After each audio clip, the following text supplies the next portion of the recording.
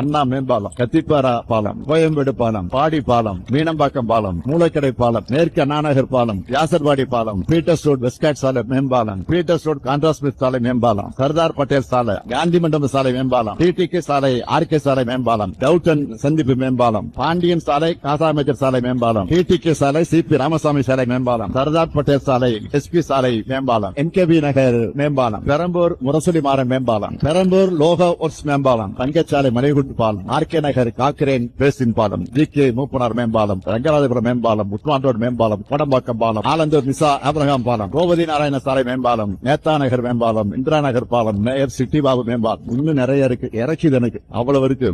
அது மட்டுமல்ல, செம்மொழி பூங்கா, தொல்காப்பிய பூங்கா, கலைஞர் நூற்றாண்டு பூங்கா, ஏராளமான சாலையோர பூங்காக்கள், கோயம்பேடு காய்கறி அங்காடி, கோயம்பேடு பேருந்து நிலையம், மெட்ரோ ரயில் தலைமைச் செயலகமாக கட்டப்பட்டு இன்னைக்கு பெரிய அரசு மருத்துவமனையாக இருக்கக்கூடிய ஓமந்தூரார் மருத்துவமனை கட்டடம், கிண்டியில கலைஞர் நூற்றாண்டு உயர் சிறப்பு மருத்துவமனை, கோயம்பாடுல ID corridor, Idol park, Nenmeli மற்றும் மீஞ்சூர்ல கடல்நீரை குடிநீராக்கக்கூடிய திட்டம் இன்னும் மிகப்பெரிய பட்டியலை போட முடியும். அதனாலதான் எப்பவுமே சென்னை என்பது திமுகவுடைய கோட்டையாக விளங்கிவிட்டிருக்கிறது.